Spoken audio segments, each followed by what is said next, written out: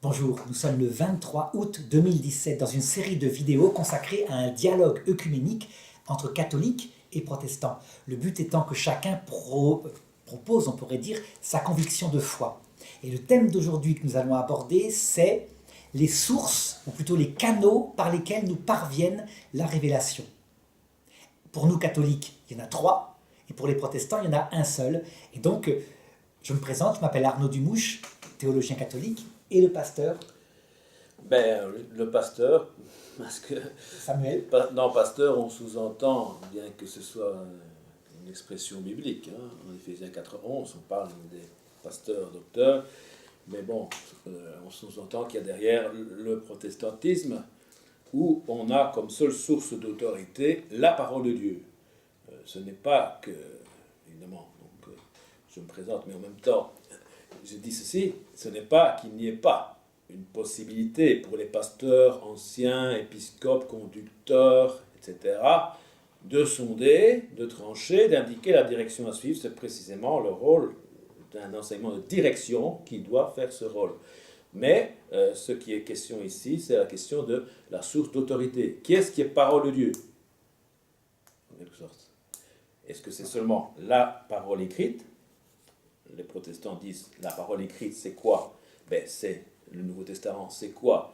C'est l'enseignement que Jésus a laissé à ses apôtres et aux associés des apôtres qui l'ont reçu indirectement par les apôtres, par Pierre ou par Paul, etc. Et qui a été mis par écrit.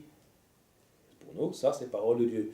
Les visions, etc., qu'il peut y avoir, comme pour l'apôtre Paul ou d'autres, ne peuvent pas sortir du cadre de la révélation écrites.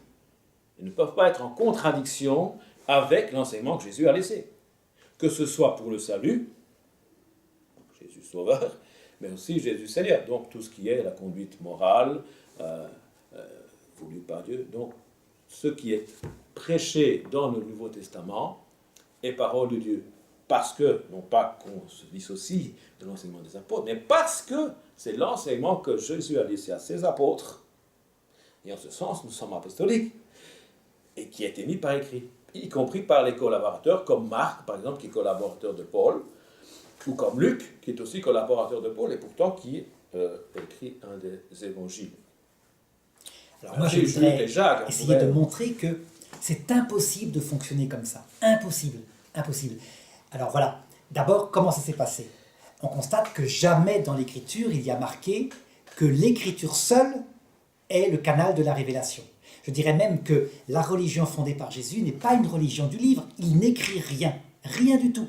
Et il parle à ses apôtres et il leur dit simplement ceci: je vous enverrai l'Esprit Saint, l'autre Paraclet, qui vous rappellera tout ce que je vous ai dit.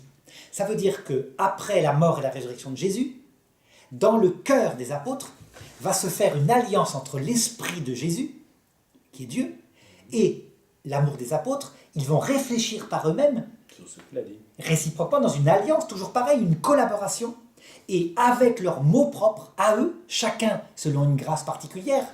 Et l'Église va discerner après laquelle est inspirée, etc., fait partie de la révélation publique ou pas. Ils vont écrire chacun. Il va y avoir 4 évangiles, dont seulement 2 sont par des témoins. Il va y avoir ensuite les lettres de saint Paul, parce que c'est un intellectuel, et puis les lettres d'autres apôtres. Dans tous les cas, on peut dire que la première source pour nous, catholiques, c'est donc ce qu'on appelle la sainte tradition. Je sais que ce mot fait sauter en l'air en général les protestants qui disent tradition égale tradition humaine. Jésus a lutté contre les traditions humaines des juifs, etc. Attention, le mot tradition dans l'écriture, il a 2 sens. Il y a la tradition humaine, donc ce qu'on écrit par soi-même, ce qu'on invente, ce qu'on ajoute à l'écriture. Et puis il y a la tradition sainte.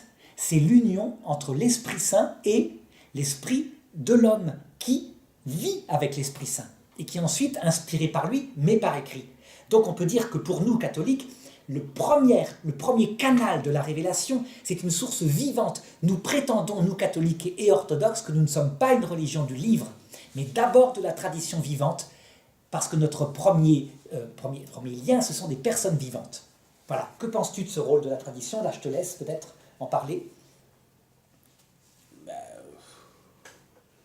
Si on entend par tradition l'enseignement que Jésus a laissé aux apôtres, problème. Évidemment, il y a une tradition secondaire, mais au niveau du sens de ces traditions, il reste valable pour aujourd'hui.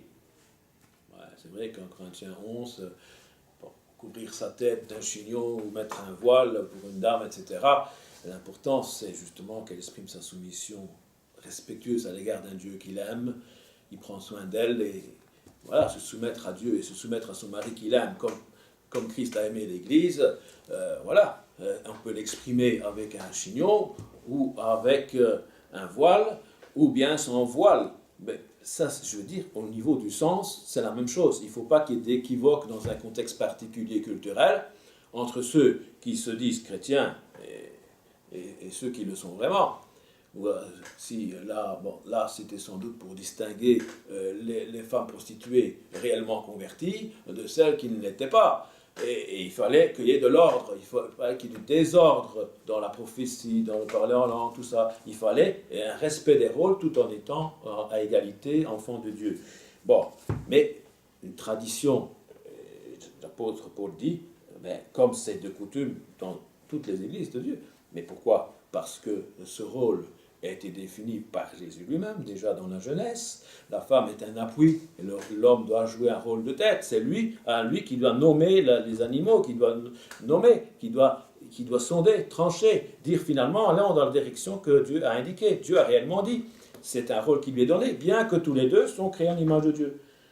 Et quand, évidemment, ils se séparent de Dieu, il faut remettre de l'ordre, il faut que l'harmonie va dans la reconnaissance, une fois qu'on est en Christ, qu'on est à égalité enfant de Dieu, mais en même temps qu'il y a des rôles à respecter, dans le respect mutuel.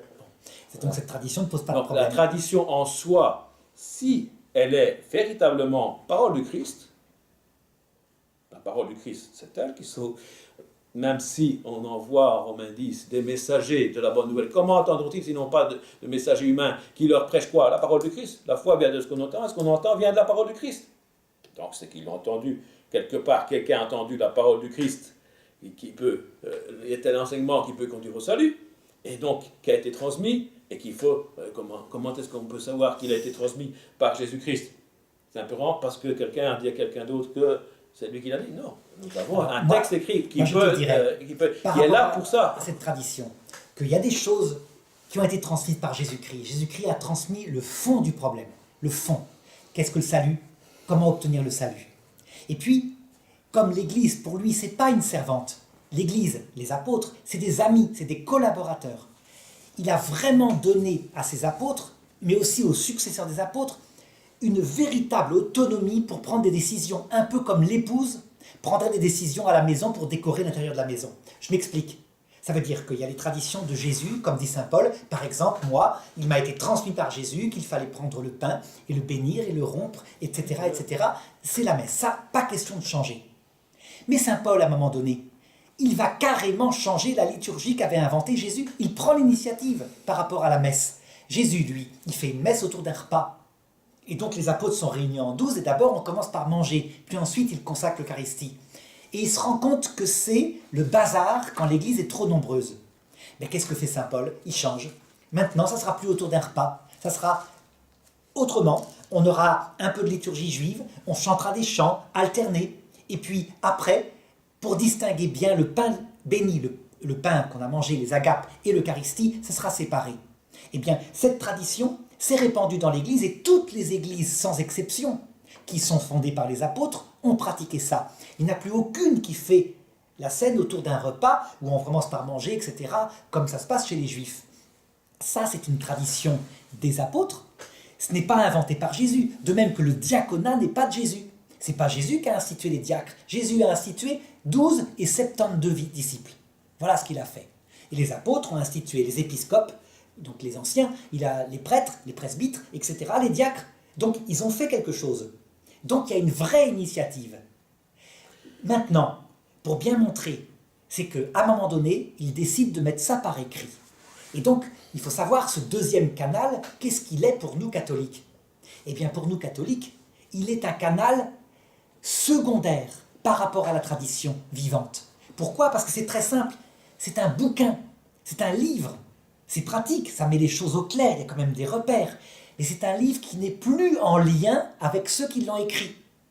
les apôtres sont morts. Donc si on pouvait lire n'importe quel passage qui est ambigu dans l'Écriture, par exemple, quand il y a un apôtre, Saint Paul, qui dit « par la foi ils ont été sauvés », et puis, je ne sais pas, une épître plus loin, il dit « montre-moi ta foi, toi tu as une foi à renverser des montagnes, et tu n'as pas la charité, ça ne sert à rien. Donc explique-nous ». Ça paraît contradictoire. Or, ils ne sont plus là. Ça veut dire que l'écrit lui-même est mort parce qu'il est séparé de son auteur, sauf d'un des auteurs, qui est vivant, qui s'appelle l'Esprit Saint. Parce qu'il y a deux auteurs de l'écriture, comme je l'ai dit tout à l'heure, il y a l'apôtre qui a été inspiré par l'Esprit Saint, et il y a l'Esprit Saint lui-même qui l'a inspiré. Donc, comment est-ce que nous, on retrouve le sens de cette chose-là? Eh bien, par la tradition vivante. Et ça, c'est commun avec les orthodoxes. Ça veut dire que dans l'histoire de l'Église, des docteurs de l'Église, des théologiens, des saints qui ont vécu très proches de Dieu, ont interprété l'Écriture. Mais attention, ils n'étaient pas toujours d'accord. Ça veut dire que parfois, un peu comme on le fait là, il y avait un passage un peu complexe, on l'interprétait l'un de telle façon et l'autre de l'autre façon. Ça veut dire que les orthodoxes qui ont deux canaux de la révélation, à savoir la tradition, y compris la tradition actuelle des saints, et l'Écriture, ben, ils n'arrivent jamais à conclure. Parce qu'ils débattent un peu comme on le fait, sans arrêt, pour savoir ça veut dire quoi, puis ils ne se mettent jamais d'accord. Donc ils n'ont plus de concile œcuménique. Moi, je ne pense pas que c'est à cause de la parole de Dieu qu'on n'arrive pas à s'accorder, là, précisément, parce que, par exemple, à Corinthe, quelqu'un dit « moi je suis de Paul, moi d'Apollos, moi de... » Alors, Paul va dire « mais Christ est-il divisé ?» Ben, non, ayez tous la même pensée, celle qui est en Christ Jésus. Mais oui, mais l'Écriture est ambiguë. Comment tu fais? Tu es obligé de prendre une thèse. Bon. On a fait 2 débats aujourd'hui, déjà. Attends. Et on ne s'est pas mis d'accord sur des textes, à savoir qu'on s'est surpris, je termine, on s'est surpris. Il y avait un texte où moi je le prenais au sens littéral, un texte dans la première épître de Pierre, où il est marqué que Jésus est allé prêcher aux morts, ceux qu'avait refusé Dieu à l'époque de Noé. Et j'avais une interprétation littérale, il est allé, le vendredi saint, prêcher aux morts, point. Et le pasteur avait une interprétation symbolique. Et on a trouvé un autre chose, un autre texte, où c'était l'inverse. C'est moi qui avais une interprétation symbolique, et lui, il avait une interprétation littérale. Comment on se met d'accord? On peut discuter 107 ans. Non, il faut choisir la bonne interprétation sans être en contradiction. Chacun va dire qu'il a raison. Mais non. Et on va se taper sur la gueule éventuellement, parce que c'est ce qu'on a fait pendant 5 siècles. C'est pas le but. Le but est justement de pouvoir éventuellement se remettre en question face à l'Écriture. Parce que c'est pas elle qui doit nous convaincre. L'Esprit ne peut jamais se dissocier de la parole du Christ. L'épée de l'Esprit, c'est quoi? C'est la parole de Dieu. Donc on voit très bien que l'Esprit est la parole de Christ. L'Esprit applique la parole du Fils qui est elle-même la parole du Père. Ça veut donc dire que on ne pour peut toi, jamais dissocier l'Esprit l'écrit et l'Esprit de la parole de Christ sont tellement super clairs qu'il n'y a pas de division chez vous protestants. Vous avez tous les mêmes opinions. Le problème, sur tout. c'est qu'on ne s'accorde pas à la pensée du Christ, mais qu'on s'accorde plutôt à la pensée de Paul, de Pierre. Mais comment tu fais pour savoir qu'on pense être comment tu fais pour savoir avec le livre seulement, pour savoir que tu es dans la pensée du Christ? Simplement, tu dis, je suis dans la pensée du Christ. Mais nous, la seule façon, c'est d'expliquer la parole de Dieu par la parole de Dieu. Et le problème, c'est qu'un En pasteur... tenant compte du contexte de la parole de Dieu, du contexte littéraire, est-ce que c'est un pasteur qui est en face va dire l'inverse. Et du genre avec littéraire. la même intelligence et les mêmes arguments brillants. Un livre seul, on sait ce que ça donne. Ah, mais il faut l'esprit, bien sûr, puisque c'est l'esprit. Ah oui, mais l'esprit, comment tu fais pour le discerner? Ah, ben, il faut demander comme il convient. Et l'esprit nous secoue dans notre faiblesse pour demander, justement, selon la pensée du Christ. Et comment est-ce qu'on va avoir la pensée du Christ? Ben, c'est bien sûr en sondant les Écritures. Parce qu'autrement, on pourrait prier pour n'importe quel sujet en disant, mais c'est parole de Dieu, c'est l'esprit qui l'a dit. Mais comment est-ce qu'on sait que c'est l'esprit qui l'a dit? Ce que tu ne comprends pas, c'est que ça fait 2000 ans que l'expérience te montre que Pélage, Saint-Augustin, je sais pas moi, Luther, le pape Pie V, etc., tous prétendaient avoir l'esprit. Et tous ils priaient, et ils passaient des heures en prière. Ils étaient tous persuadés. Donc comment objectivement on sait qui a raison? Mais qu'est-ce que je fais moi avec la vision d'un Mormon qui me dit que Joseph Smith, il a vu le Père en chair et en os? Oui. Qu'est-ce que je fais pour savoir si c'est vrai ou faux? On ne peut pas le savoir. Comment tu fais? Savoir. Comment? On peut le savoir. Nul n'a jamais vu le Père. Pourquoi? le Père peut très bien donner une apparence de son corps, puisqu'il est apparu à Abraham sous forme de Mais 3 anges. en vision céleste, il peut apparaître sous forme de symbole, mais il ne peut pas apparaître avec un corps de chair et d'eau, puisque le Père est esprit. Oui, mais Voilà. il peut se donner une apparence. Ah, mais non, lui, eux, ils disent que c'est carrément en chair et en os, parce que Rappelle-toi même. il pour faut te ressusciter montrer- corporellement pour Là, redevenir comme le c'est Père. typique, Voilà. hein. Là, je joue l'avocat du diable. Rappelle-toi même que quand après est apparu Abraham sous forme de 3 hommes, ils sont allés à Sodome et à Gomorre. Les Mais types des les ont anges. tellement pris pour des hommes en chair et en sang Mais c'est des qu'ils ont anges. demandé à Lot de leur livrer pour qu'ils puissent coucher avec. Donc, Comment que c'est des anges. oui, mais c'était manifeste. Ça veut dire qu'en fait, voilà un exemple typique où tu voulais avoir raison et où en jouant non, l'avocat non, du non. diable, je viens de te montrer que c'était pas si simple. Ah ben non, moi je te dis qu'il y a moyen de Je démontrer laisse que aux le auditeurs- Père n'a ni corps, ni chair, ni Je os. laisse aux auditeurs Mais constater que que le j'ai- pasteur Mourmeau est rouge Mais c'est... et que, en fait, c'est compliqué, quoi. Ça n'a rien à voir, il fait chaud. Je suis sûr que si on prenait n'importe quel exemple sur Mais n'importe non. quel texte, Il faut faire très attention. par exemple, on l'a fait 1000 fois avec les témoins de Jéhovah, Mais- qui disent que les morts sont morts, que le sang c'est l'âme. Voilà. Ils ont des textes qui prennent au sens littéral. Il y a marqué dans l'Ancien Testament, le sang c'est l'âme. Mais quel est le problème ici? Eh bien, je suis sûr que Ils eux, oublient ils vont, certains quand on leur textes. sort les textes où il y a marqué que le sang n'est pas l'âme, mais que l'âme monte au ciel avec Dieu, ils diront, mais c'est métaphorique. Et quand nous, on leur dira, mais non, le texte qui dit que le sang c'est l'âme, c'est ça qui est métaphorique, ben ils ne seront pas d'accord. Et qui va trancher Ah ben non. entre celui qui a raison en disant que c'est métaphorique et celui qui a raison en disant que c'est le sens littéral? Eh bien, qui va trancher, c'est que en Ecclésiaste, on dit à la fois que l'homme meurt comme l'animal, il retourne à la poussière, comme l'animal retourne à la poussière, Oui. mais que à la fin de l'Ecclésiaste, on dit clairement que l'esprit de l'être humain en Dieu retourne à Dieu, pas à lui. Oui, mais ils diront, c'est très simple, ça se passe à la résurrection. Et en non, attendant, on passe- puisque le sang c'est l'âme, ben en attendant, ils sont dans le tombeau. D'ailleurs, c'est marqué, ils disent, la preuve qu'on a raison, disent les témoins de Jéhovah, regardez, il y a marqué, les morts se souviennent de rien. Ils sont Ouais, dans le tombeau, ouais. ils se souviennent de rien, donc ils dorment, Et donc pourquoi alors ils attendent la C'est résurrection. pourquoi Jésus va préciser en Luc 16 ce qui se passe de façon bien sûr allégorique dans ces jours des morts, qu'il y a consolation au tourment. Donc moi je suis d'accord, évidemment, hein, mais je suis Et il catholique, faut aller au bout du... au donc je ne vais bout pas de- faire le témoin de Jéhovah. Ça veut dire qu'il faut faire très attention, qu'on pourrait prendre un passage. Je me souviens qu'à l'Institut biblique, on me disait, quelqu'un tourne un passage au hasard, et il dit, voilà, et alors, il se livra, il alla se pendre. Et alors, il pensait, peut-être que moi je dois aller me pendre, puisque la parole de Dieu lui dit que je dois aller me Oui. pendre. Mais là, c'est ridicule. Il n'a pas lu ce passage, et dans son contexte, de qui parlait-il voilà. Et voilà. Non, je crois Il faut simplement, faire très attention. il faut être lucide aussi sur La le parole de fait Dieu n'est pas que nous simplement à prendre sommes comme tous ça les au deux, hasard. pasteur Mourmeau comme moi, dans une tradition. Ça veut dire une tradition que nous tenons de nos pères, à savoir que les morts sont vivants. Vivants actuellement. Non, Et c'est Jésus les qui témoins l'a de dit. Jéhovah sont dans une tradition qui leur dit que, à partir de Joseph Smith, hein, c'est leur fondateur, ou de Rutherford, Non, Joseph Smith, que- c'est Mormon. Hein. oui, mais alors Rutherford, et puis c'est vrai, c'est Rutherford. À partir de Rutherford, il leur dit, à partir du 9e siècle, que tous les textes où il semble indiquer que les morts sont vivants sont des textes à prendre métaphoriquement. Ben, ils croient dans leur autorité. Ils ne sont pas mieux que les Sadducéens. Les Sadducéens, à l'époque de Jésus, faisaient pareil. Ça prouve qu'ils avaient des arguments. Ils disaient à Jésus, les morts ne sont pas vivants. Et Jésus leur a répondu, quant à la résurrection, ah, s'il avait pu répondre autrement, s'il avait pu dire quant au fait qu'ils sont vivants actuellement avant la résurrection. Mais Jésus dit non, il dit quant à la résurrection, vous êtes complètement dans l'erreur. À savoir, de qui est-il le Dieu? Il est le Dieu d'Abraham, d'Isaac et de Jacob qui sont vivants. Ça veut dire que certains peuvent interpréter encore maintenant en disant ah oui, ça veut dire qu'ils seront vivants à la résurrection et que pour le moment ils sont morts.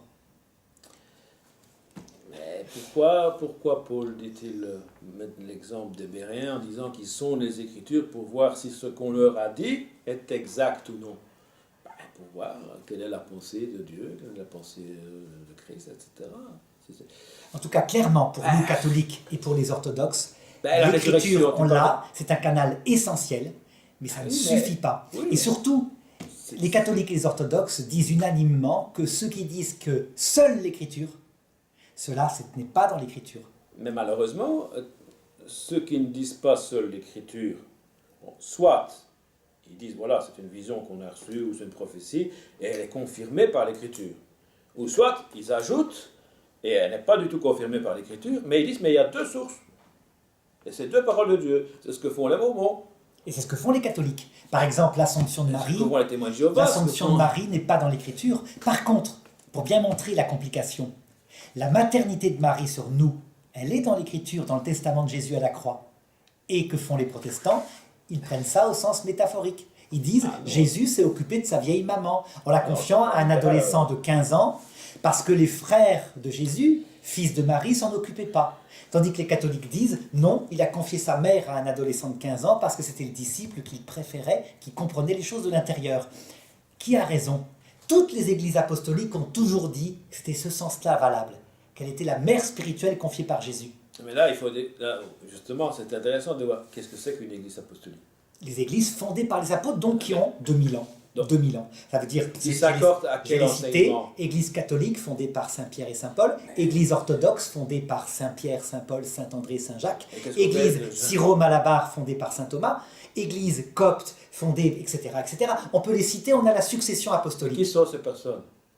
Qui sont ces personnes? C'est les apôtres. Les apôtres ont fondé des églises. Et donc dans tout l'Orient, dans tout l'Empire romain d'Orient et d'Occident, jusqu'en Inde. Donc là, ce qui était... Donc, pourquoi est-ce qu'on accorde du crédit à l'apôtre Pierre? Parce que, par définition, puisque c'est un apôtre. Et on dira même que la révélation publique s'arrête à la mort du dernier apôtre. Donc même les protestants sont d'accord. Une étape à la fois. Vas-y. Parce que bon, là, le Nouveau Testament, c'est pas simplement les 12 apôtres. Hein. Il y a les 12 apôtres. Les 12 apôtres, quand on dit les 12, Judas est mort, était remplacé, mais il devait être remplacé par quelqu'un qui était là depuis que Jean-Baptiste a présenté Jésus comme l'ami de Dieu, jusqu'à l'ascension où il voit Jésus monter au ciel. Bon, ça c'est les 12 apôtres. Donc on voit qu'il y a déjà une définition très stricte des 12 apôtres. S'il fallait trouver des successeurs de ces 12 apôtres-là, ce serait impossible parce qu'il n'y a personne qui était là depuis Jean jusqu'à l'ascension. Si on prend juste cette définition du mot apôtre. Bon, deuxième chose, il y avait d'autres apôtres. Il y avait Jacques qui est appelé apôtre. C'est Paul qui l'appelle apôtre en Galates chapitre 1, je ne sais plus quel verset. Apôtre, frère du Seigneur, c'est le seul apôtre. Apôtre que les 12 apôtres. Paul était aussi un apôtre qui n'a pas connu. Paul est un apôtre particulier.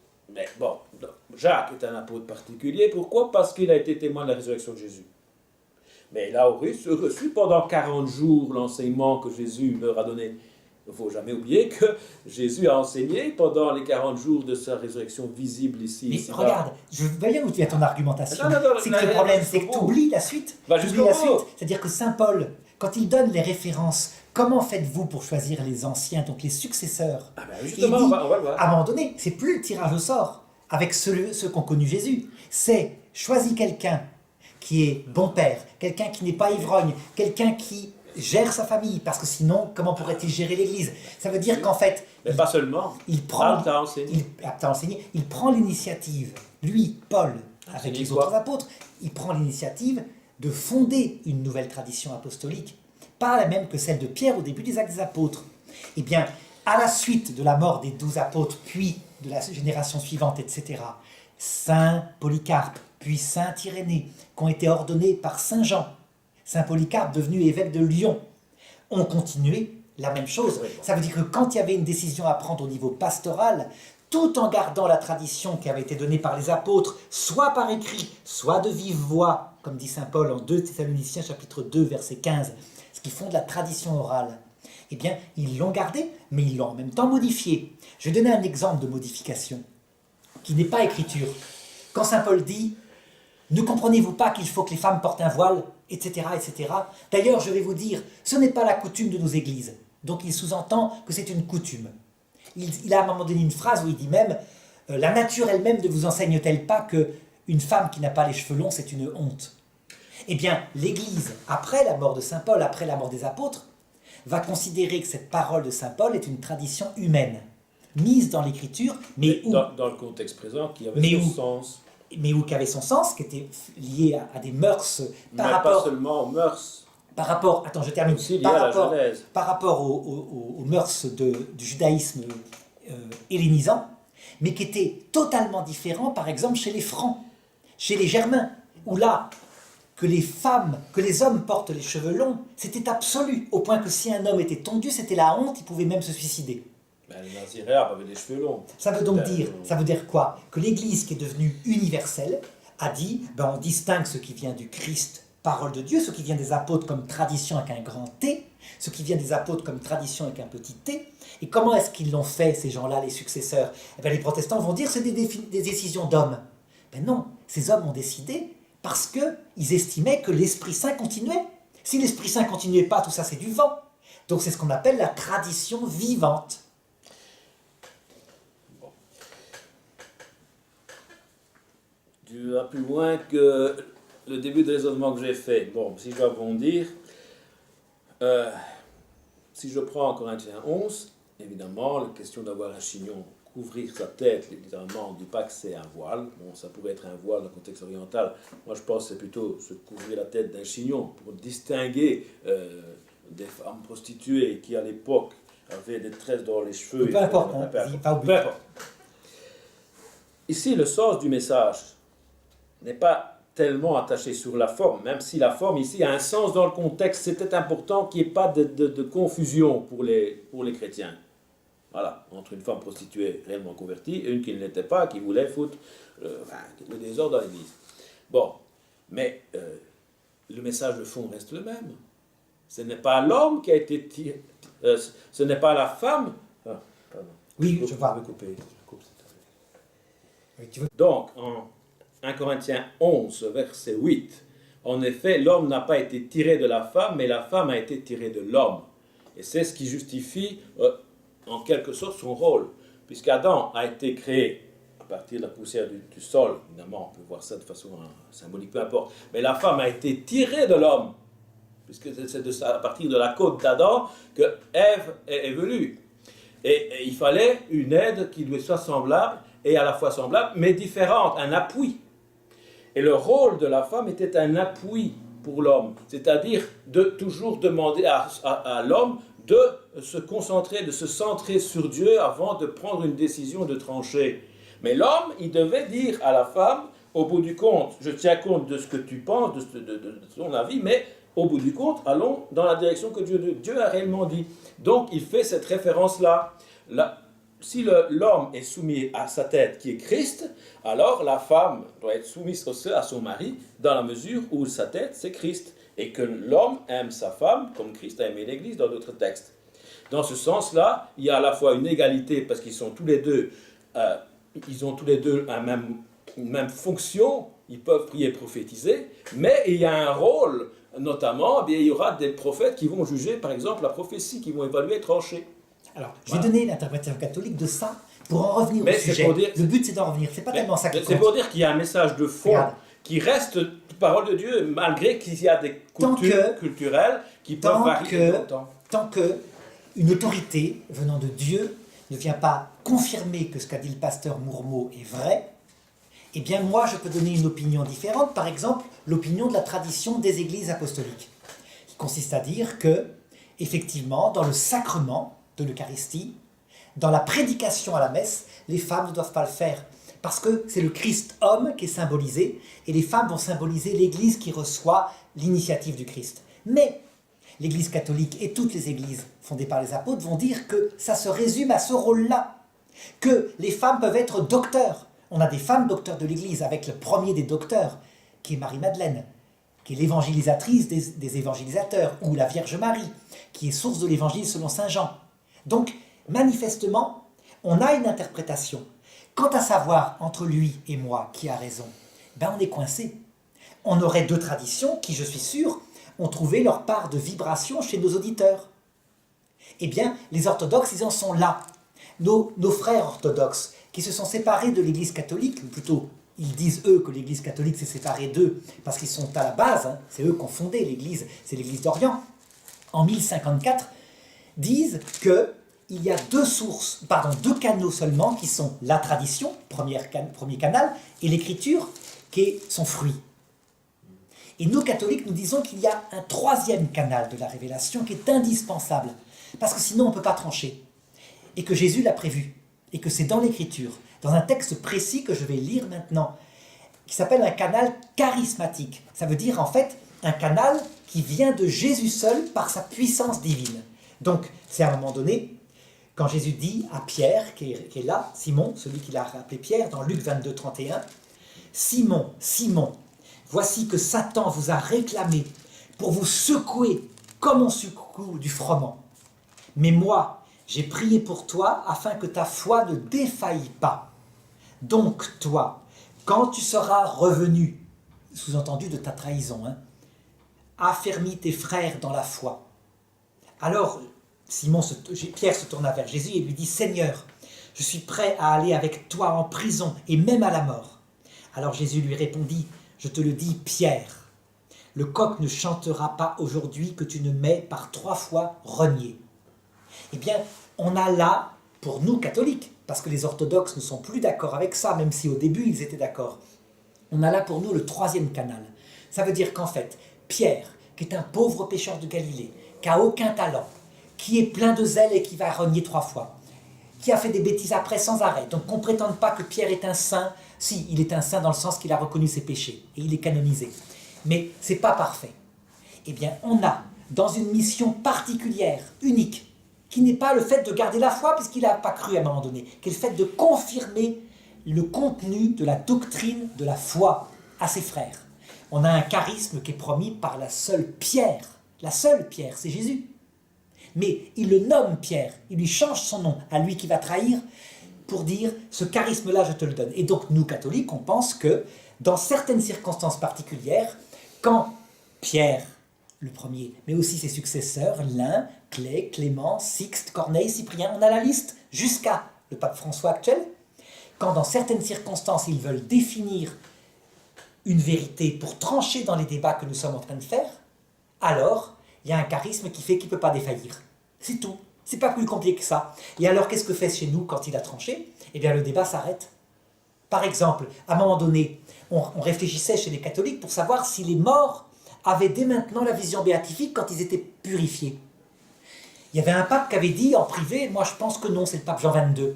Je pense qu'ils attendent la fin du monde et là ils rentreront dans la vision béatifique tous ensemble avec la résurrection. Eh bien son successeur, le pape Benoît XII à Avignon, a proclamé un dogme en disant ceci, moi, successeur de Pierre, par l'autorité qui m'est conférée, je déclare que dès que les morts sont purifiés, aussitôt maintenant, ils entrent dans la vision béatifique et ils voient Dieu face à face. Donc on n'en discute plus chez les catholiques. C'est la bonne interprétation, ce qui confirme d'ailleurs que quand Jésus dit au bon larron, aujourd'hui avec moi tu seras dans le paradis. Voilà la 3e canal des révélations, c'est ce qu'on appelle le magistère des papes. À toi. Bon. Matthieu 16, 18, je pense. Pierre, sur cette pierre, je bâtirai mon église.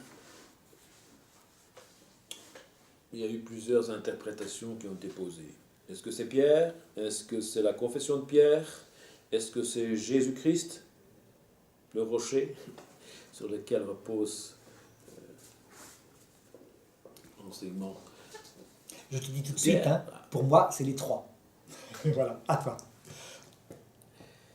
Bon, si c'est Pierre en lui-même, Arnaud dit lui-même, de temps en temps, il dit, voilà, Jésus c'est le Fils de Dieu, et c'est très bien, ça vient de Dieu, et puis quand il va aller à la croix, non, pas question, moi je vais empêcher ça, je vais prendre le couteau, allez, je vais aller me battre, mais qu'est-ce que c'est que ça? Allez, regarde-moi Satan. Bon. Si on se fie à l'homme, c'est l'erreur des leaders charismatiques dans le milieu évangélique. C'est le leader charismatique, donc il va dire, hop, d'office, c'est parole de Dieu, parce qu'on l'a mis ça sur le podium, et c'est lui qui va parler. Bon, c'est une erreur.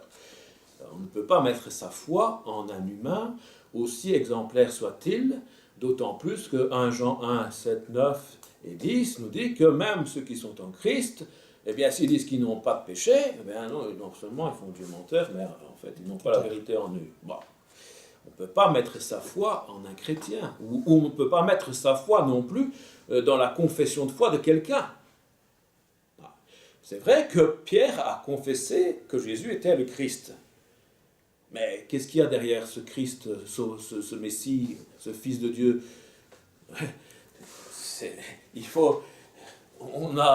On peut dire tout ce qu'on veut, parfois à côté de la plaque, sur ce Jésus-Christ-là, en disant c'est le Fils de Dieu.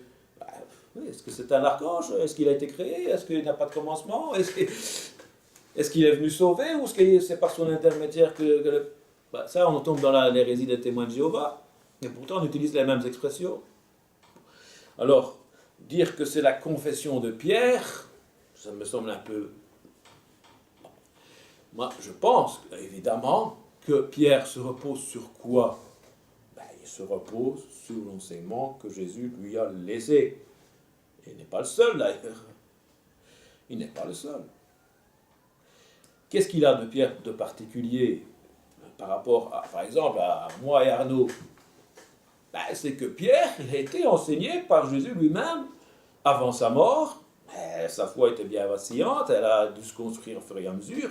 Et puis, bon, pour rentrer dans la nouvelle alliance, bon, il a dû passer parfois par un reniement, et heureusement que Jésus-Christ lui avait dit qu'il prierait pour lui. Et même s'il serait criblé par le diable, eh bien, il viendra, il finira par revenir à Dieu, par confesser sa faute, et par faire paître le troupeau. Comment? Parce que ressuscité, il a été témoin de sa résurrection.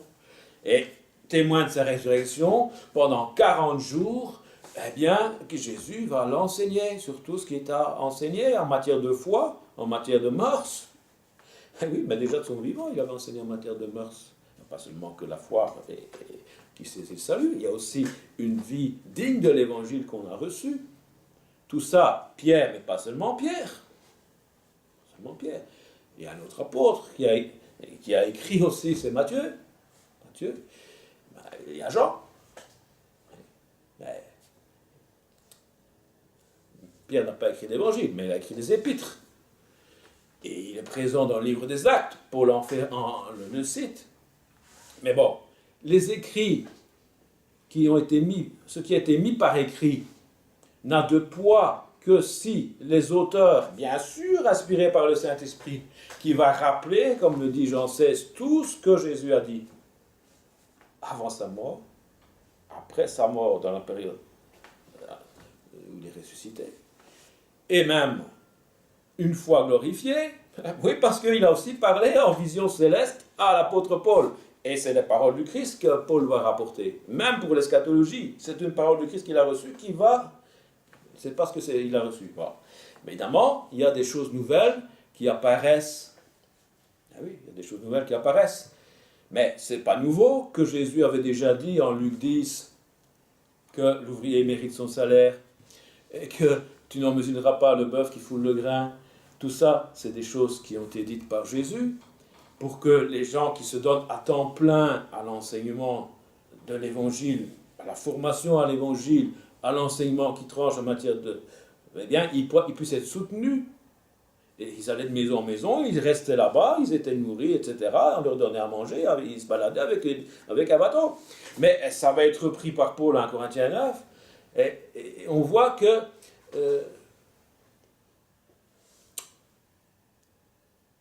c'est toujours l'enseignement de Christ qui est rapporté, mais on s'adapte aux circonstances. Et précisément, quand il y a un problème, parce que la dîme, c'était pas quelque chose de nouveau, et la dîme des veuves, qui était mal répartie, parce qu'on préférait donner plus aux veuves de langue hébraïque plutôt qu'à celles qui avaient perdu l'hébreu et qui étaient hellénistes.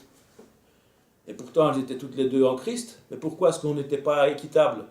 Il y avait un problème d'ordre pratique, c'était un problème de finances. Et comment est-ce qu'on distribue équitablement la dîme? Alors Pierre, il va rester dans l'enseignement que Jésus a dit. Nous, notre ministère, c'est de nous donner à temps plein à l'enseignement de la parole de Dieu, pour l'évangélisation, pour l'éthique dans l'Église, etc. Il faut former des ministères. Il faut que les ministères soient qualifiés et qu'ils enseignent réellement ce que Jésus nous a laissé comme enseignement sur la foi et sur les mœurs. Alors là, je voudrais dire une chose. Et alors, les diacres se sont occupés spécialement des choses pratiques pour qu'ils se donnent à temps plein à l'enseignement. Il y a donc, dans la fonction de l'Église, on voit bien qu'il y a plusieurs choses. Il y a définir ce qu'il faut croire, donc concernant la vérité, la doctrine du style, est-ce qu'il y a 3 personnes dans la Trinité? Il y a d'autre part les choses pratiques de ce style que tu viens de parler, oui. À savoir les veuves, etc. Est-ce qu'on doit... Ça, on appelle ça la pastorale. La pastorale. Dans un cas, c'est le magistère, le maître qui enseigne des vérités universelles, et dans l'autre cas, pour une direction prudentielle, comme un berger, on appelle ça la pastorale, ça vient du mot pasteur, tu es pasteur. Bon. Et troisième aspect, il y a l'aspect liturgique. Comme le prêtre, il va définir la manière dont on dit la célébration. C'est ce que fait saint Paul quand il change la liturgie, je l'avais dit tout à l'heure. Eh bien, la parole de Jésus, parce que c'est Jésus qui est la seule pierre, il faut bien le comprendre, donc je suis tout à fait d'accord avec le pasteur Bourbeau. Le fondateur sur lequel tout est fondé, c'est Jésus. Il est Dieu, il est le seul. Que d'autre part, attends, je termine, que la parole où Pierre dit « Tu es le Seigneur, le Fils de Dieu vivant » est une vérité de foi qui fonde tout le reste des dogmes, c'est certain. Mais que, en même temps, c'est parce que Jésus est Dieu qu'il a le pouvoir de conférer à un pauvre homme pécheur un charisme dans certains cas. Et manifestement, dans l'Écriture, on voit que ce charisme ne porte pas sur le rôle de pasteur de Pierre, puisqu'il fait plein de bêtises énormes, comme par exemple, à un moment donné, se comporter en hypocrite, judaïsé, mais uniquement quand il proclame la doctrine de la foi. Là, à chaque fois, il est là et c'est fantastique. Par exemple, au Concile de Jérusalem, il lance l'idée du Concile. On ne doit pas leur imposer la loi juive, et ça passe. Quand il prêche au début à la résurrection, vous l'avez fait mettre à mort, etc. Eh bien, au cours de l'histoire de l'Église, on s'est rendu compte que les papes ont été... Il y a eu des tueurs, des assassins, mais ce n'est pas les papes... Borgia, c'est une petite frappe, le pape Borgia, il est gentil. Non, c'est les papes du IXe siècle qui sont les plus horribles. Mais jamais, jamais, jamais une seule fois, un pape n'a dit quelque chose, n'a proclamé quelque chose concernant la doctrine du Christ ou de son salut qui soit en dehors de la vérité dogmatique. Alors on dira, c'est logique, forcément vous êtes catholique, vous y croyez. Non, c'est la foi la même que les orthodoxes. La rupture s'est faite avec les protestants. Hein. Il y a eu vraiment une différence dans les dogmes chez les protestantismes. Mais la foi apostolique chez les orthodoxes et chez les catholiques est la même. Sauf sur un point, parce que les orthodoxes se sont fâchés avec les papes qui se sont montrés indélicats au Moyen-Âge, au IXe siècle justement. C'est le point précis du rôle du pape concernant la définition de la foi. Donc voilà, un charisme, et c'est pour ça que ça concerne aussi la personne de Pierre. Il l'appelle Pierre alors qu'il s'appelait Simon, pour bien indiquer que si on garde le magistère de l'Église, c'est-à-dire ce qu'on définit au cours de l'Église, la série des conciles et des papes, en matière de doctrine universelle, on ne peut pas se tromper. C'est ce que croient en tout cas les catholiques en ce qui concerne la théologie.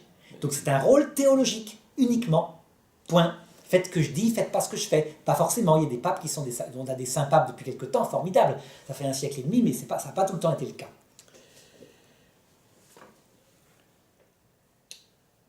Bon, il faut comprendre le mandat qui est donné, parce que bon, c'est vrai. Bon. Si Pierre s'accorde à l'enseignement qu'il a reçu par Jésus sur la foi et les mœurs, c'est pas seulement un enseignement, voilà, qu'il a reçu oralement, sans doute d'abord, forcément, puisque Jésus n'est plus là quand on va écrire le Nouveau Testament, mais quand même, Pierre, Matthieu et tous ceux qui ont écrit le Nouveau Testament, tous les chrétiens ont reconnu que cet écrit est parole de Dieu.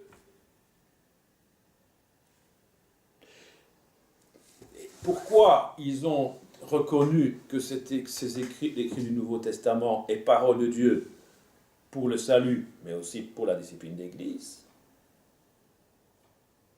Mais parce que c'est un enseignement que Pierre et tous les autres ont reçu directement ou indirectement pour les collaborateurs des apôtres de Jésus lui-même. Alors, je vais te répondre à ça. Ça me semble tout à fait ça, je comprends, c'est la foi cohérent. Mais non, c'est cohérent autrement. Mais moi, je vais te dire, c'est pas la foi catholique du tout. Parce que après, il y a des papes qui sont arrivés qui croyaient même pas au Christ. Il y a eu des papes qui ont été élus dans les familles italiennes décadentes, où c'était le neveu, parce que la famille Intel dominait, etc. Et je dirais qu'on a un exemple du fait que c'est un charisme, que donc c'est pas lié à la sainteté des papes du tout. Un charisme, Jésus le rappelle, hein, il dit, vous avez chassé des démons en mon nom, allez-vous-en loin de moi, maudit, je ne vous connais pas. Un charisme n'est pas lié à la sainteté de la personne. C'est pour ça que c'est un rocher, Pierre, le magistère. Je vais donner un exemple pour bien montrer Pierre que ou Jésus-Christ. C'est Jésus-Christ le seul rocher, c'est évidemment Jésus qui fonde ça. Mais il fonde... Non, il désigne précisément un apôtre parmi les 12. avec une mission charismatique manifeste, en tout cas c'est comme ça qu'on le croit, mais je dirais qu'il ne dépend pas de sa sainteté au cours de 2000 ans d'histoire. Et c'est fondamental, sinon ça ne serait pas un roc qu'il aurait Ça fondé, dépend de quoi? ça serait un banc de sable. Ça dépend de la puissance de Jésus. Ça veut dire que si un pape hérétique voulait définir une hérésie, il ferait un infarctus avant. Et j'ai un exemple qui montre un petit peu, mais c'est une question de foi, hein. Je sais bien que c'est pas ta foi. Mais non, mais tous. Mais je vais montrer en un dehors de exemple. l'Église catholique, il y en a beaucoup qui ont promulgué des hérésies, qui sont encore d'actualité aujourd'hui, mais qui ne sont pas morts directement après l'avoir. Ah non, non, si Pierre, ça ne concerne ce que je te dis que les successeurs de Pierre. Si un pape, quant aux hommes, nous on peut proclamer une hérésie, on ne va pas mourir. On n'est pas infaillible. Mais la personne de Pierre ne peut pas. C'est-à-dire qu'il y a une mission quand Jésus dit « J'ai prié pour que ta foi ne défaille pas ». Pour nous, il s'adresse non seulement à lui, mais tout au long de l'histoire, dans ce rôle précis. Et pour bien montrer à quel point c'est dans l'Écriture que déjà le grand prêtre de l'Ancien Testament avait ce charisme-là, Saint Jean le décrit. C'est dans Jean chapitre 11, verset 49, où on voit comment ça s'exerce, cette chose-là, qui ne vient pas de Caïphe. Donc Caïphe était grand prêtre cette année-là. Très bien. Et puis ils se réunissent, ils sont furieux parce qu'il y a ce type Jésus là qui prêche et les gens qui le suivent. Et ils commencent à se dire entre eux, avec tout le concile qui est là, hein, il faut le tuer, il faut le faire arrêter. Et Caïphe, à ce moment-là, on a marre de les entendre discuter, il prend la parole et il dit ceci. L'un d'eux, Caïphe, étant grand prêtre cette année-là, leur dit « Vous n'y comprenez rien, vous ne comprenez même pas qu'il est de votre intérêt qu'un seul homme meure pour que le peuple et la nation tout entière ne périssent pas. » Ah oui, pourquoi? Donc là, il le dit ça. au sens littéral, lui, il dit ceci, on va zigouiller ce type-là, parce que sinon les Romains vont tuer des Juifs. Il ne dit pas plus que ça. Son problème est politique. Et Saint Jean commente après. C'est là qu'on voit ce que c'est que l'Esprit Saint, au-delà de la parole. Saint Jean commente en disant « Or, cela, il ne le dit pas de lui-même, mais étant grand prêtre cette année-là, il prophétisa, je pourrais ajouter sans le savoir, il prophétisa que Jésus allait mourir pour la nation juive, et pas seulement pour la nation juive, mais pour les hommes du monde entier, etc.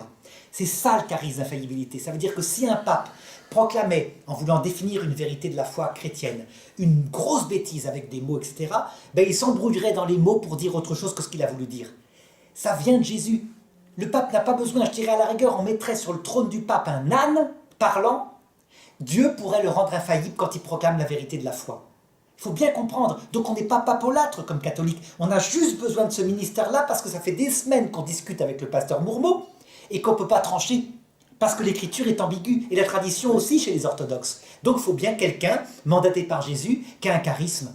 Oui. Un charisme qui vient de Dieu, évidemment, qui ne vient pas de lui. Ok, mais il n'y a que Jésus qui peut dire si cela vient de la volonté de Dieu, ou si cela vient de Satan.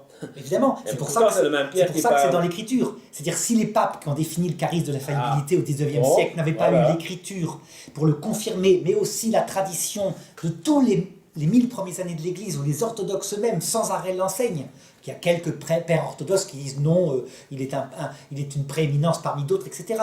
Mais non, la majorité des pères orthodoxes, dans l'unité, disaient nous devons avoir au concile œcuménique le représentant de Pierre, donc du pape de Rome. Donc, après ça, qu'est-ce que fait l'Église au XIXe siècle? Elle regarde l'histoire, elle regarde les papes qui ont dit des hérésies, comme Jean XXII, comme Honorius Ier, et elle s'aperçoit qu'en fait, pour Jean XXII, c'était en privé, et que Honorius Ier, c'était juste une lettre qui était ambiguë, parce qu'il disait le Christ n'a qu'une seule volonté, il voulait dire par là, le Christ, il est unifié en lui. Il n'était pas dans l'hérésie monothéiste, comme si le Christ n'avait pas de volonté humaine. C'est pas ça qu'il voulait dire. Donc il s'aperçoit que tous les évêchés, les patriarcats ont eu leurs hérétiques, sauf le siège là où était le pape. Soit à Avignon, où il y a eu quelquefois 2 papes, puis 3 papes tellement ils se battaient, ce qui montre bien que l'histoire de l'Église, c'est pas fameux. Mais ces 3 papes-là, à un moment donné, donc au XVe siècle, aucun n'a dit d'hérésie. Incroyable. Et ils se sont tapés sur la figure. Hein. Mais tous les autres archevêchés, il y a eu des Ariens, des Sabelliens, tout ça, etc., sauf à Rome. Incroyable. Donc l'Église a dit, d'accord, il y a un charisme qui ne dépend pas du pape, qui dépend du Christ, le seul rocher, c'est le Christ, et donc on a un rocher absolu. Quand les papes définissent une doctrine du salut, qui tranche entre les frères, ils appliquent ce que Jésus leur a dit. J'ai prié pour que ta foi ne défaille pas. Quand tu seras revenu, confirme tes frères dans la foi. Voilà, c'est pas plus compliqué que ça. Mais quand même, ça, Pierre, il lui dit, Jean 16, Matthieu 16, 19. Bon, moi je reprends à partir du verset 18. Moi je te dis que tu es Pierre et que sur ce roc, sur cette pierre, évidemment, il y a parfois un jeu de mots. Évidemment, Pétros c'est un masculin, Pétra pour Pierre c'est un féminin. Mais même dans le grec, parfois c'est simplement une petite pierre, parfois c'est un rocher. Oui. Et Pétra est plus souvent un rocher qu'une petite Peu pierre. importe, on voit qu'il y a Peu importe. quelque chose de solide, quoi. Ben, mais en tout cas, c'est sur ce roc, tu es Pierre, et sur ce roc, je bâtirai mon église. Bon, j'ai dit tout à l'heure, est-ce que c'est Pierre? On a vu que Pierre n'était pas toujours fiable, mais qui pouvait être fiable à partir du moment où ça venait de Dieu, et donc en accord avec la pensée du Christ, forcément, parce que le Père est toujours en accord avec le Fils, et le Fils et l'Esprit. L'Esprit enseigne tout ce que Jésus a dit, il ne peut pas avoir de contradiction. Bon. Les portes du séjour des morts ne prévaudront point contre elles. Donc l'Église sera victorieuse du séjour des morts, pas ici seulement la mort, mais du séjour des morts. Elle est déjà dans la mort. Elle est déjà de son vivant, elle peut être victorieuse. Romains 8, sur les persécutions, sur toute chose, sur toute créature. Bon. Je te donnerai les clés du royaume des cieux. Ce que tu lieras sur la terre sera lié dans les cieux. Et ce que tu délieras sur la terre sera délié dans les cieux. Bon. Un autre texte, en Jean 20. Alors, je signale que juste après, il le traite de Satan. Ça veut dire que Et non. nous maintenons catholiques, Justement, alors il faut pouvoir nous dire... maintenons catholiques que la personne de Simon, ou les personnes de le pape Bergoglio actuellement, ou Cardinal Wojtyła quand c'était Jean-Paul II, sont des pauvres pécheurs comme les autres. Donc, effectivement, particulièrement saints depuis quelque temps, mais que c'est pas ça. Ils peuvent prendre des décisions humaines au niveau pastoral, et ça peut arriver. Non, c'est uniquement sur un domaine particulier, précis. Mais oui, mais quel domaine? Le domaine de la foi des mœurs. définition, de la doctrine. Non, c'est pas la foi et les mœurs. Hein. Ils peuvent se comporter mal. C'est la Définir doctrine, ce qu'est la foi. définition de la doctrine universelle. Donc pas une décision pastorale particulière. Je vais donner un exemple. Décision universelle, la guerre est toujours un mal. Ça, c'est un dogme. C'est même pas besoin d'être un dogme, c'est une vérité constatable. Mais décision particulière de Pie XII, faites la guerre à Hitler. C'est mieux, ça sera un moindre mal. Il faut faire la guerre à Hitler. Il était faillible là. Il a pris le bon pari. Mais il a prévenu Staline que Hitler allait l'attaquer. Et Staline, c'était un autre monstre. Donc, il a fait un pari. Il aurait pu se planter. Par contre, doctrine universelle, c'est des choses valables à tous les temps, tous les lieux, qui définissent soit ce qu'est le salut, ce qu'est Dieu, ou comment obtenir le salut. La charité, la foi, etc. Qu'est-ce qu'il fait? Bon, on voit clairement qu'il y a ici... il a quelque part un enseignement qui lui permet de lier, de délier, qui lui donne le pouvoir des clés. Et bon, un autre... Ça, c'est pas d'infaillibilité là-dessus, pour nous. Bon. Il peut lier ou délier. Attends, Par exemple, définir qu'un mariage n'était pas valide, Oui, mais au ciel, on accepte, hein, mais il peut très bien se planter et mentir. Un autre texte, Jean 20, 23, on ne parle pas seulement de Pierre. On parle sans doute des apôtres, puisque oui. c'est Tout à fait. Ce rôle-là n'est pas réservé. Ceux à qui vous pardonnerez les péchés, ils leur seront pardonnés. Ceux à qui vous les retiendrez, ils leur seront retenus. Ce rôle-là n'est pas réservé à Pierre, tout à fait d'accord. Qu'est-ce que ça veut dire? Ça veut dire que est réservé à Pierre dans l'Écriture. Quand on regarde la lettre de l'Écriture, ce charisme d'infaillibilité, dans certaines circonstances. Deuxièmement, il est le chef des apôtres. Il a un rôle hiérarchique. Les autres dépendent de lui, manifestement, c'est clair. Et même Jean, après la mort de Pierre, l'écrira. Sois le berger de mes brebis, 3 fois, parce qu'il a renié 3 fois. Voilà. Donc il y a une prééminence d'autorité pastorale, mais qui n'est pas infaillible. Par contre, l'infaillibilité ne porte que sur dans sa soumission volontaire, parce qu'aimé par Christ, qui le reprend, qui lui permet de se repentir, de demander pardon, qu'il lui donne alors, attention, qu'il lui promet, comme aux autres, qu'il y a un geste prosélyte, sauf quand il recevra l'Esprit, oui. Et que l'Esprit habité par l'Esprit, rempli de l'Esprit, il pourra exercer son ministère. Il faut être rempli du Saint-Esprit, pour Pierre comme pour n'importe qui, pour parler avec assurance de Jésus, etc. Oui, mais là, l'Écriture nous montre Dans qu'il n'a l'évangélisation. pas toujours été rempli de l'Esprit Saint. Oui, Il a donc, fait des grosses il ne bêtises. suffit pas d'être Pierre, Tout à fait. il ne suffit pas d'être chrétien, il faut encore être rempli du Saint-Esprit. Donc ça, Donc là, sur ce point-là, il est Christ. faillible. Il est faillible, Non. complètement. Oui, mais bon, quand il est rempli du Saint-Esprit qui s'accorde à la pensée du Christ, qui est parole de Dieu, épée de l'Esprit, voilà, oui, son enseignement peut trancher. Non, non, non. J'ai bien dit que sur le premier point, c'est là le Christ qui fonde ça, c'est pas lui. Eh bien sûr, Et il le prouve. Le pire, c'est que Jésus il le fonde, puisque c'est l'enseignement du Jésus Christ. le prouve en l'appelant Satan quand il veut l'empêcher Oui, mais d'être ça, crucifié. là, on est avant. Je te parle maintenant Ce n'est pas à la ça. partie de la Pentecôte. Ça veut dire que l'Église a donc défini que il faut des circonstances particulières pour que s'exerce ce charisme. Que Pierre ou le pape, quand il définit en l'air comme ça, au cours d'un serment, un truc qui n'est pas très précis en théologie, il n'y a aucune espèce de volonté de définir la foi, il n'est pas protégé. Il peut dire des grosses bêtises. Mais que quand il s'agit de définir quelque chose qui doit être cru C'est comme ça je l'ai dit tout à l'enseignement l'heure, d'autorité qui tranche. Je ne te parle pas de n'importe quel enseignement. Je parle d'un enseignement qui sonde la parole de Dieu, qui écoute ce qu'ont dit les Oui, prophètes, et qui peut trancher en bien, matière d'évangélisation, je te en réponds- matière d'enseignement je te pratique. réponds que Ça, c'est l'enseignement même si un pape d'autorité, est quand même. indigne, même si un pape est indigne, le charisme est indépendant de ça, manifestement. Mais parce qu'il dépend de l'enseignement que Christ a laissé, autrement ça n'a pas de Non, sens. si un pape était même hérétique ou incroyant, Mais alors il peut dire... comme Caïphe, on a l'exemple avec Caïphe, Ah c'est oui. la puissance de Dieu, c'est la puissance de Dieu seulement qui est le roc. Mais du coup, c'est quelque chose de fantastique. C'est quelque chose de fantastique. Ça veut dire donc que pour nous catholiques, il y a un roc. Et ce roc s'appelle le magistère de l'Église. Ça veut dire que quand on regarde... C'est Jésus-Christ le roc. Bien sûr que c'est Jésus, mais ça s'incarne sur terre par quelque chose de concret. Ça veut dire quand on regarde les définitions, attention, je termine, pas les définitions, par exemple les théories des grands docteurs de l'Église, faillibles, peuvent se planter, peuvent raconter n'importe quoi. Quand on regarde les propos privés des papes, les sermons qu'ils ont donnés comme ça, faillibles, non. Mais un document officiel où ils veulent définir quelque chose concernant la doctrine du salut, là, il y a le charisme qui s'exerce. Et effectivement, je peux citer un exemple récent, le pape Benoît XVI, qui est encore vivant, hein, il disait dans ses recherches théologiques à lui-même, qui d'ailleurs est signé cardinal Ratzinger, des bêtises parfois, où il mettait des hypothèses un peu osées, mais il a écrit le catéchisme de l'Église catholique, et là, on voit que c'est différent. Il y a le charisme en question, le charisme de l'infaillibilité.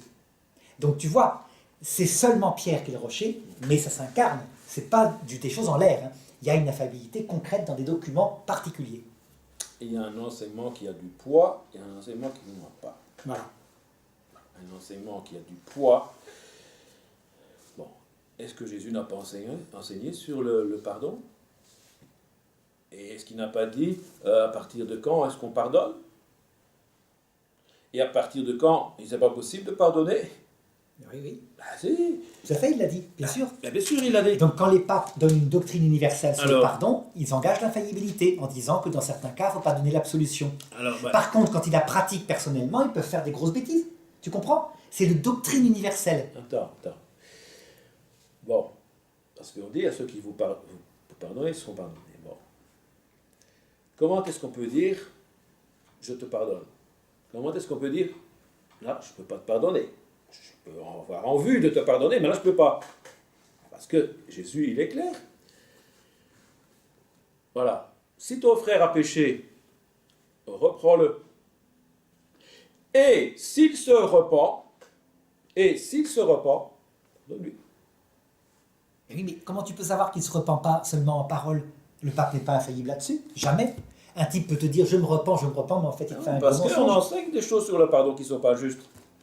Non, ça veut dire que... Mais non, Attends, on peut je enseigner un reprends. faux pardon, comme on peut enseigner Je une fausse reprends. demande de pardon. Un Mais homme- comment est-ce qu'on peut savoir que l'enseignement de Pierre, ou de Paul, ou de Jacques, est solide? Mais parce qu'il se repose sur... Mais l'enseignement en il n'y a question... pas de pardon, ça va pas. L'enseignement en question que tu viens de citer là, on pourrait avoir par exemple deux interprétations. Nous, on n'est pas infaillible, on n'a pas ce charisme. On donnerait notre point de vue. Toi, tu dirais Il n'y a que ceci. Jésus qui est infaillible. Bien sûr qu'il y a que Jésus qui est infaillible. Toi, tu dirais, moi, je pense que c'est ce cas précis, on peut pardonner. Moi, je dirais non, je ne pense pas, etc. Bon. Le pape serait là, il dirait la même chose. Mon avis personnel, c'est qu'il ne serait pas infaillible du tout. Il est comme nous, il cherche. Mais si... Il cherche Attends, la pensée du Christ, il est correct, hein. je termine. Si, à un moment donné, il prend la décision de définir une doctrine universelle, donc pas des cas particuliers. Il n'y a pas d'infaillibilité dans les cas particuliers. On peut mentir, hein, on ne voit pas le cœur des gens. Mais une doctrine universelle, par exemple, peut-on pardonner une personne qui irait confesser un péché qu'elle n'a pas encore commis mais qu'elle veut commettre le lendemain? Doctrine universelle, le pape répond non, vous ne donnerez pas l'absolution à une personne, ça prouve qu'elle n'est pas repentante puisqu'elle veut commettre le péché le lendemain. Voilà une question importante, hein. Voilà, eh bien, c'est ce On peut genre. s'arroger le droit de pardonner les péchés au nom du Père, du Fils, du Saint-Esprit. Eh bien, les Et prêtres, c'est ça que dit le texte. les prêtres qui ont ce ministère, Voilà. dira l'Église catholique, de pardonner sacramentellement au nom de Dieu, en étant in persona Christi, les prêtres, dans certains cas, ne donneront pas l'absolution. Autre doctrine universelle, y a-t-il des cas où on peut trahir le secret de confession? Les papes tranchent en disant jamais. Mais alors, si quelqu'un me confesse qu'il est pédophile, alors tu ne lui donnes pas l'absolution, tu lui dis d'aller se livrer à la police. Mais tu ne parleras pas toi-même parce que tu ne le sais pas de toi-même. Tu le sais en tant que représentant du Christ à la confession. Voilà des doctrines universelles. Donc, il faut bien comprendre que les papes peuvent être pécheurs, peuvent faire des bêtises dans leur vie privée, peuvent parfois être incroyants. Le roc, c'est le Christ seul, dans les cas où il exerce son rocher. Et là, c'est solide. Bon, moi, je ne pense pas qu'on peut s'arroger le droit de Dieu lui-même. Ben, Il n'y a que Dieu qui pardonne ça, les péchés. À ce ça, moment-là, bon. Il faut en parler au Christ, là. Je suis désolé. Ah non, non, je ne dis pas ça.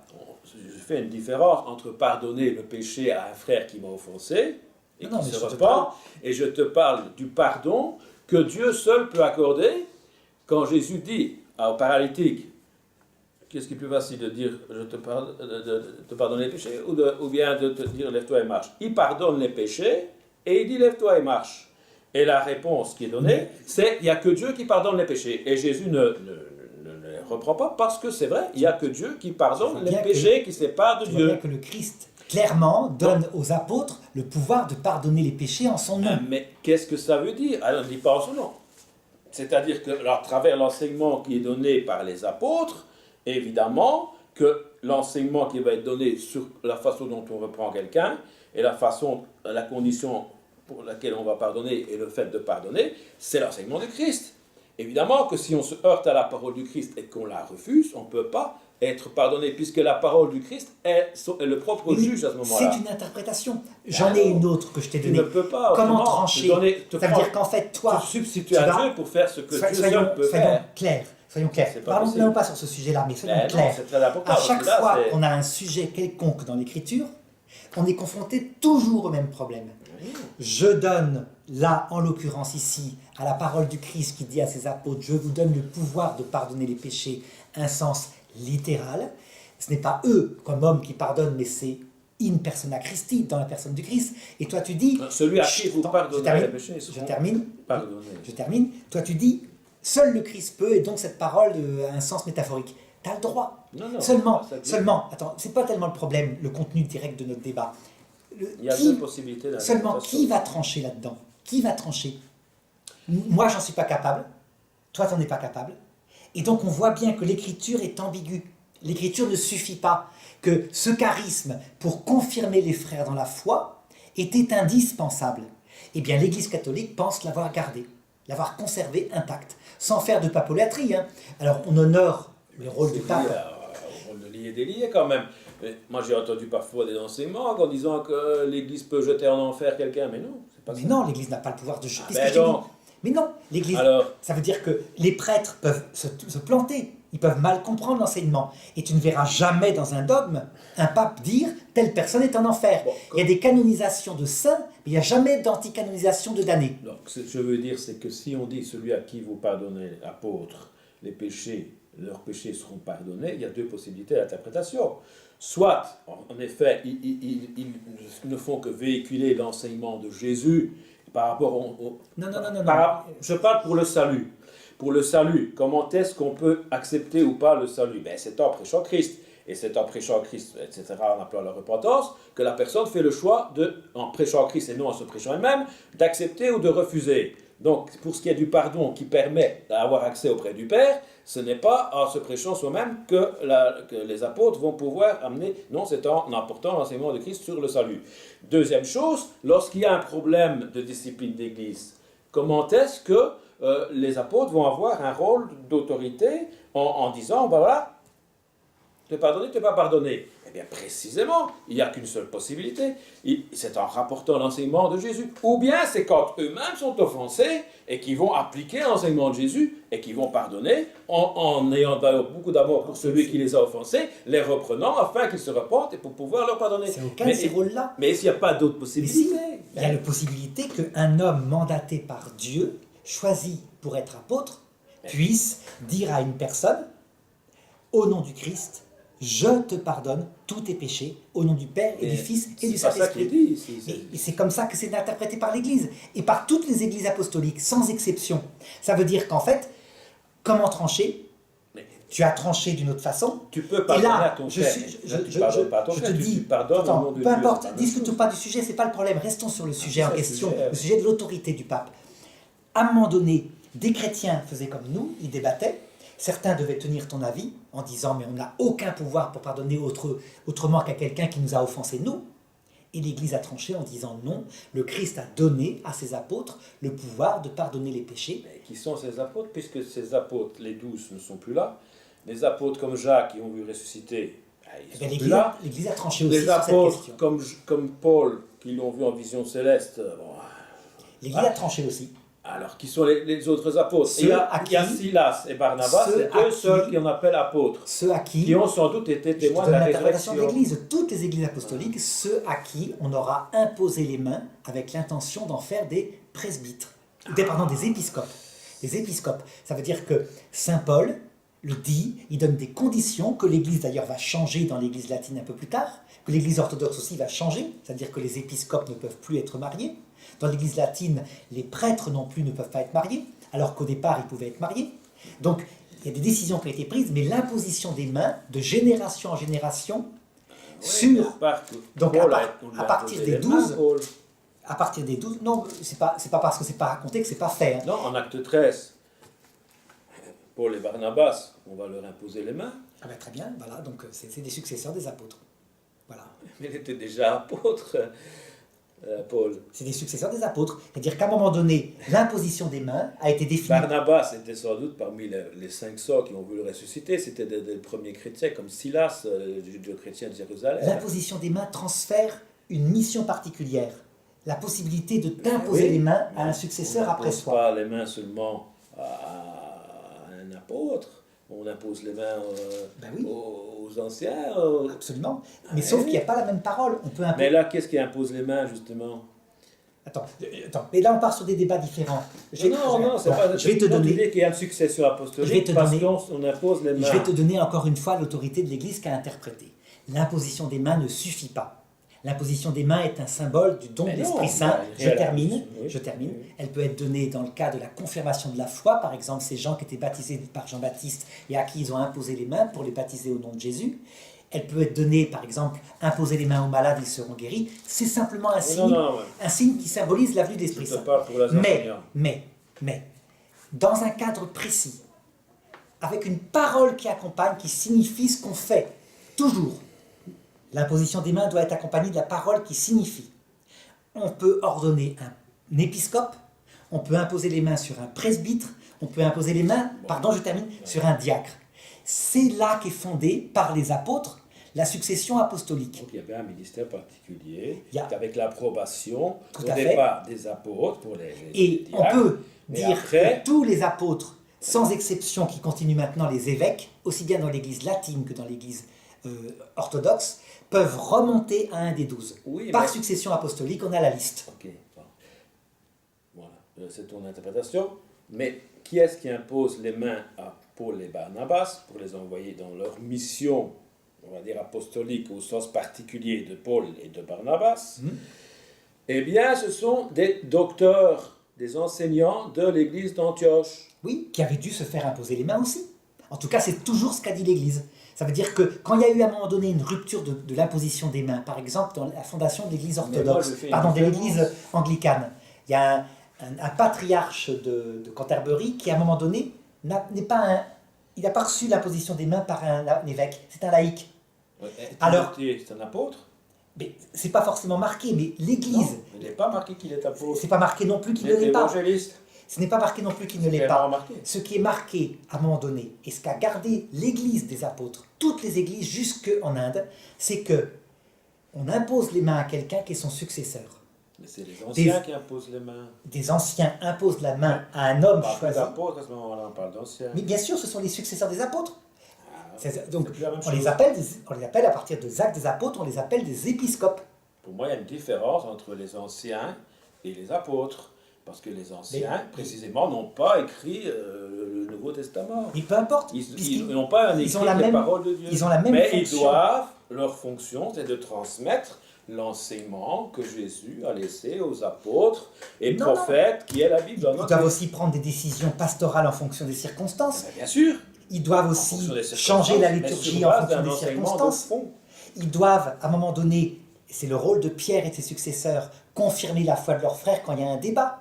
Parce que tout Il y a n'est pas des marqué. circonstances nouvelles qui apparaissent, mais encore une fois, ils trouvent la réponse dans l'ensemble des Écritures. Par exemple, Non. mais si, je te Pas seulement. donne un exemple, en Tite.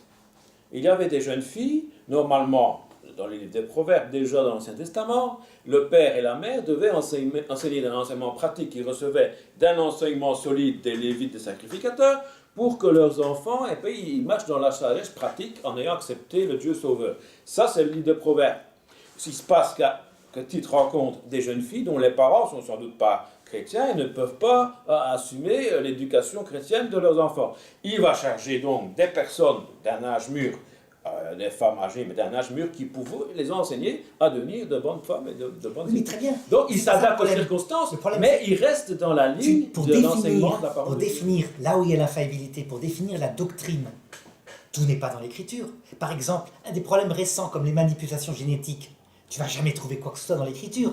Il va falloir que les successeurs des apôtres, que sont les évêques, réunis ensemble, ou alors Pierre, qui réunit quelques collaborateurs, réfléchissent à ce problème et qu'ils émettent en conséquence, en engageant la faillibilité de l'Église, une conclusion. Mais tu ne trouveras rien dans l'écriture. Il y a plein de problèmes nouveaux qui apparaissent sans arrêt, heureusement.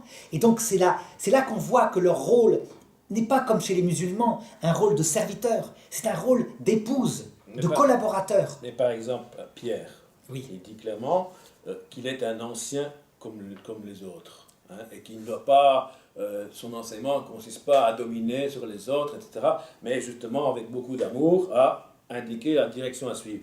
Mais donc, il dit qu'il est à la fois apôtre particulier, mais il est ancien dans le sens que les anciens déjà dans la synagogue avaient ce rôle d'enseigner, de donner la direction à suivre. Donc on prend le mot presbytéros qui vient de la synagogue. On prend le mot épiscopos qui vient du grec, qui veut dire qui veille sur et qui indique la direction à suivre. On prend le mot pasteur, parce qu'en acte 20, 17, et puis un peu plus loin, on prend les trois mots ensemble pour parler de personnes qui n'ont pas été... Ne rentrons pas sur les sujets Non, concrets. mais- L'essentiel, c'est pas ça, parce qu'on pourra le faire sur tous les sujets. On pourra prendre des Non, milliers d'exemples. je veux dire- L'essentiel, c'est que... Je veux dire que... Attends, écoute-moi, parce que tu prends un sujet comme ça. Au XVIe siècle, vous décidez de lui donner un autre sens. Non, j'ai pas un autre sens. C'est votre choix. C'est c'est votre pas un choix. autre sens. Mais les églises apostoliques, toutes les églises apostoliques, ont donné le sens qui est pratiqué dans toutes les églises apostoliques. Mais par exemple, on ne trouve pas... La tradition des apôtres, il n'y a pas que Non, l'écriture. on ne trouve pas dans l'écriture pape, cardinal, Non. évêque, etc., etc. On ne trouve pas on trouve simplement des anciens en acte 27 que donc on va chercher ces anciens d'Éphèse pour les conduire à Milet. Une fois que Paul les rencontre à Milet, il leur dit à ces anciens, donc vous allez faire paître l'Église de Dieu que Jésus s'est acquise par son propre sang, et vous en étant des veillants sur des épiscopes. Mais On voit un- que c'est un le même évêque, ministère. C'est un- le même ministère. Écoute-moi, un évêque, c'est l'épiscope, c'est l'ancien, c'est juste la traduction qui a changé. Ah, mais pourquoi est-ce qu'on a dit qu'ancien c'est prêtre et prêtre en dessous d'évêque et évêque au-dessus de mais pape, etc. Ça, C'est pas très dans simple. l'écriture, ça. Au départ, il y a 12 apôtres. Ils ont une autorité particulièrement forte. Donc ça va être l'équivalent maintenant de ceux qui sont avec Pierre, donc les cardinaux. Mais ils sont plus que 12. Ah, mais Donc- 70 disciples, c'est Donc, quoi ça? mais évidemment, C'est les que ça, 70 ça. disciples que fait Jésus, Eh bien, ça correspondrait aux prêtres. Mais le problème, c'est que comme l'Église, elle a des centaines de milliers de fidèles partout dans l'Église. Le problème, c'est que le mot prêtre, c'est le mot sacrificateur. Mais oui. Et c'est pas C'est le aussi mot qu'on emploie pour ancien ou C'est aussi le mot médiateur, et c'est aussi le mot médiateur.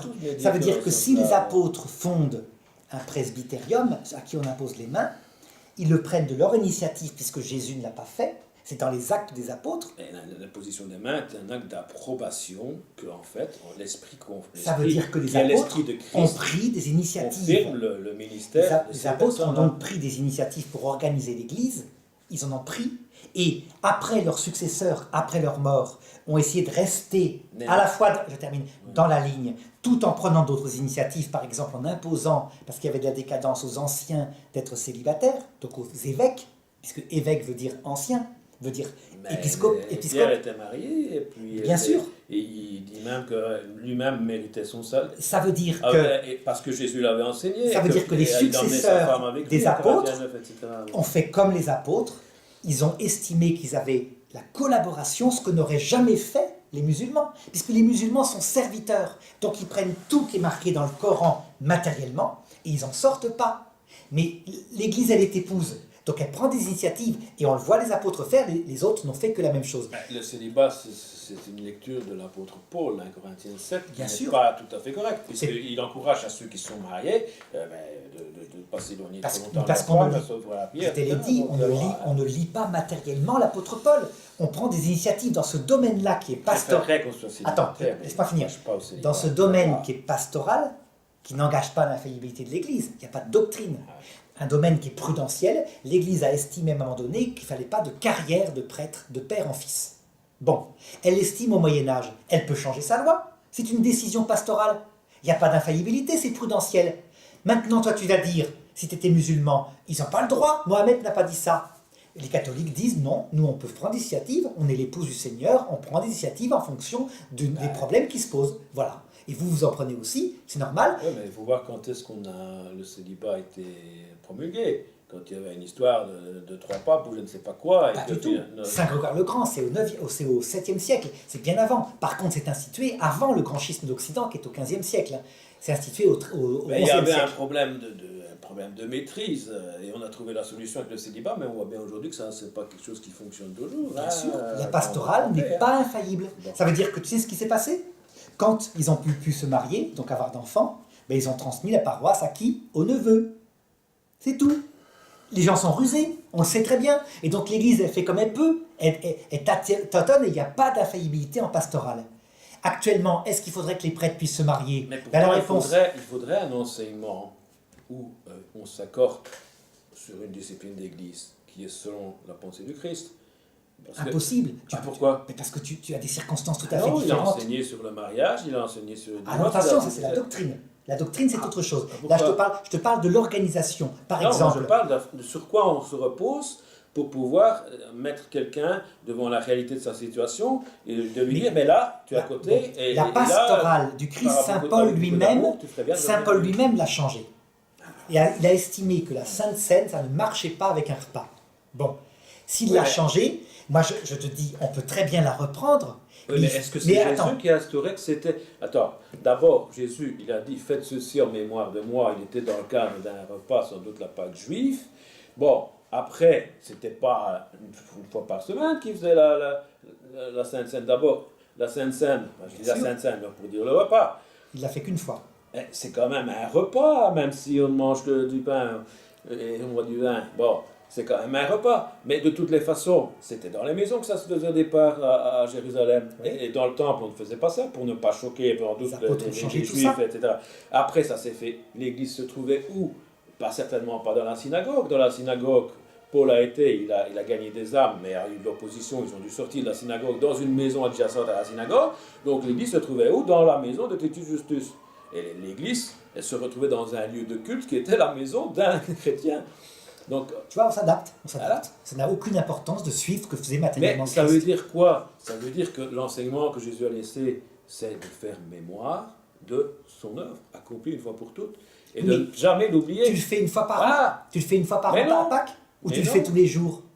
Ça devrait se faire tous les jours. Pourquoi? Parce que le Christ l'a fait une fois dans sa vie. Mais... Et je veux dire, Eh ben, c'est quoi? permets-moi. C'est l'initiative des apôtres. Ça veut dire que pastoralement, l'Église demande... Attends, je parle. Pastoralement, l'Église demande aux chrétiens d'aller au moins une fois par an à l'Église et de communier et se confesser une fois par an. C'est une pastorale. Les chrétiens fervents, eux, ils prennent la messe comme étant une nourriture quotidienne. Donne-nous aujourd'hui notre pain de ce jour. Donc l'Église adapte à différentes sensibilités. En pastoral, il n'y a pas d'infaillibilité. On fait en s'adaptant aux gens. L'infaillibilité, je te l'ai dit, ne porte que sur la doctrine universelle, c'est-à-dire l'enseignement théorique. Oui, mais tu dis qu'il n'a rien changé sur le fond de l'enseignement que Jésus a laissé dans son dernier repas. Hein. On fait toujours mémoire de lui. C'est ça le fondement de l'enseignement. La façon dont on va le faire, l'expression dont on va le faire et la fréquence dont on va le faire, bon, ça, c'est des détails. Ça, hein. Tout à fait, c'est de la pastorale. Mais le fond de l'enseignement est toujours là. Dans le fond d'enseignement, l'Église a tranché sur certains points différents de vous. Par exemple... Faire mémoire de lui. Non. Et en considération... ceci est mon corps. Uni, Faites mémoire de lui, oui, mais n'oubliez pas, ceci est mon corps. Donc l'Église a tranché. Toutes les églises fondées par les apôtres, sans exception, y compris l'Église copte, y compris l'Église syro-malabar en Inde, ont tranché que quand Jésus dit, quand le prêtre dit en imposant les mains, ceci est mon corps, il ne veut pas dire c'est son corps à lui, mais que c'est le Christ. Il y a un miracle invisible qui se produit. Et donc on peut adorer comme son Dieu l'Eucharistie. C'est Dieu présent réellement. Bon, voilà. On peut faire un sujet sur ça. Non, on ne va pas en faire. C'est des exemples, simplement qui te montrent qu'on va avoir 1000 débats sur tous les thèmes possibles et qu'il était nécessaire il est même livré pour vous, il n'est pas encore livré. Hein. Tu vas sur le fond du débat. Moi, je t'explique qu'il fallait qu'il y ait un ministère particulier charismatique. Sinon, on ne peut jamais s'en sortir, on passe son temps à discuter. C'est le rôle du pape pour nous. Voilà. Fin du débat. Prochaine vidéo, à bientôt. Un sujet qui s'esquisse. Voilà.